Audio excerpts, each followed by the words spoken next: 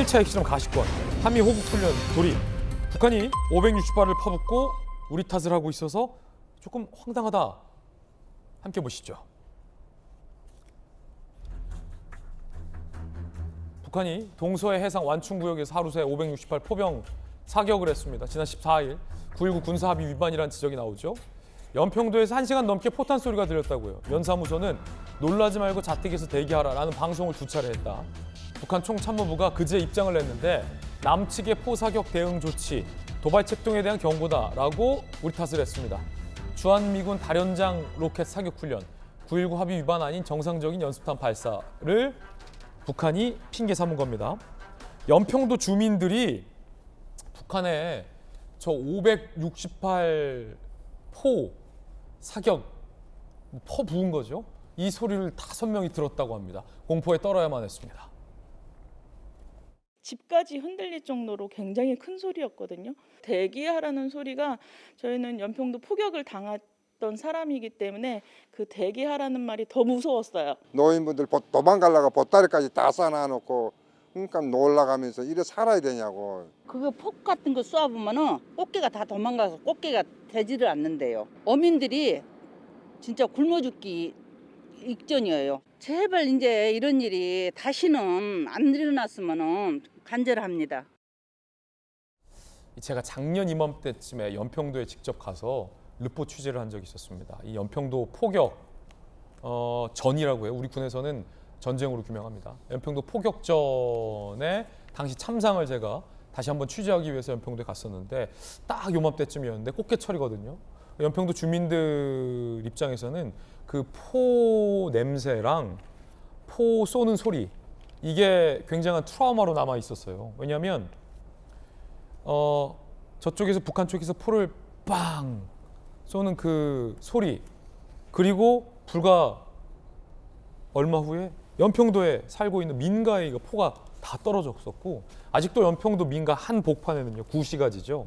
북한이 쏘아올린 불발탄 포가 이게 딱 땅에 박혀 있는 게 그대로 안전하게 이제 보존돼 있습니다. 그 불발탄 포탄을 보면서 정말 저는 섬뜩한 느낌을 들었는데 북한이 그걸 이용하고 있는 거예요. 우리 주민들의 공포심을 계속해서 그때 일을 연상시키는 거죠. 이용하고 있는 겁니다. 7차 핵실험도 임박했다는 관측도 나옵니다. 대통령실의 24시간 대기 분위기도 있습니다. 북한의 7차 핵실험 가시권 판단. 어제도 비상근무 유지. 대통령실 고위 관계자 핵실험 직후 어떤 대응할지 상세 계획 마련 중. 모두 스탠바이다. 이종석 국방장관. 북한의 의도된 시나리오 시작됐다. 도발된 추후에 망설임 없이 대응하겠다. 군은 오늘부터 연례 호국 훈련에 돌입할 예정입니다. 북한의 연이은 도발. 주한미군은 대량 살상 무기 WMD죠.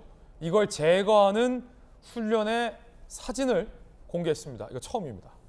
자 이렇게 주한미군의 WMD 제거 부대 훈련 사진인데 저 시설이 북한의 핵시설 내지는 생화학 무기 시설을 가정하고 실시하는 훈련 사진입니다. 이건 북한에게 굉장히 위협적일 수 있어요.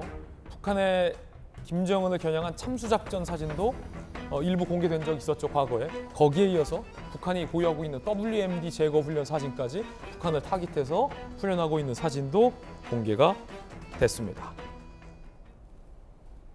우리 군에서도 현무5, 위력적인 위력을 갖고 있는 현무5를 배치하는 것을 서두르고 있다고 합니다.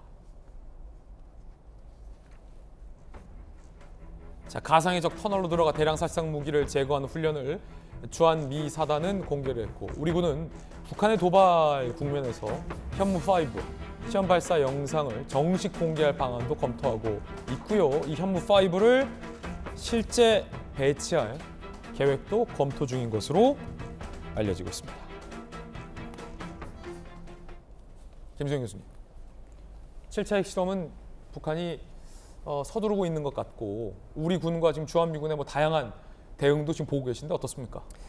그러니까 저도 한번 생각을 해봤는데 이제 문재인 대통령 집권 초기 한 2, 3년 동안은 참 평화로웠어요. 아무런 도발도 없었고 남북 정상회담도 있었고 근데 이제 문제는 뭐냐면 이러한 평화가 지속 가능성이 없다라는 거예요.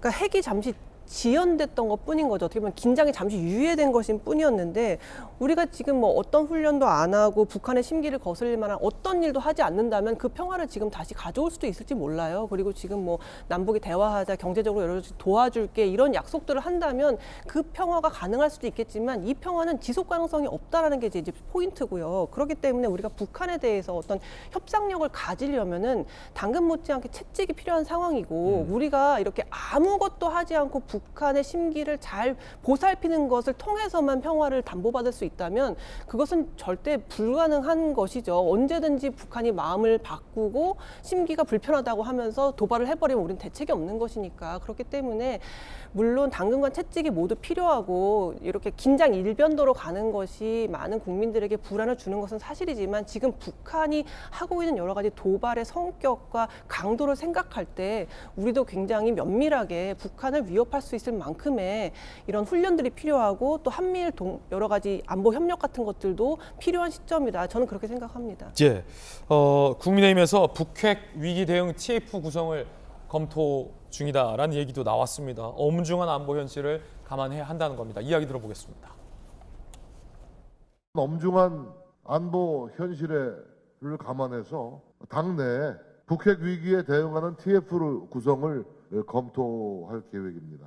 국민을 기만하고 속인 문재인 5년의 사기극, 위장평화쇼, 역사의 심판을 받게 될 것입니다. 7차 핵실험은 할 것 같다라는 전문가들 의견이 많습니다. 어떻게 해야 될까요? 우리 정부는. 시진핑의 그 연임이 확정되면 아마 제 7차 핵실험이 있을 것 같다고 지금 많은 언론들과 통신들이 전하고 있는데요.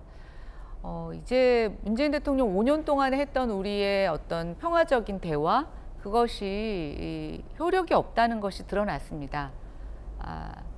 가만히 보니까 우리를 이용해서 미국과 계속 대화하고 싶었던 김정은이 사실은 평화를 위장해서 그동안 두 가지 전략을 다 갖고 있었던 거죠. 무기는 무기대로 개발하고 또 경제적 협력을 얻어내려는 제스처도 계속했지만 결국 안 됐을 때 김정은은 저희와의 약속을 무참히 짓밟고 본인이 하고 싶은 대로 하고 있습니다. 문재인 정부는 김정은이 계속 양치기 소년일 것이다. 무기를 쓰지 않을 것이다. 실제로 도발을 하지 않을 것이다라고 했지만 저는 국민의힘과 저도 개인적으로 그렇지만 김정은은 양치기 소년은 아니라고 생각이 됩니다.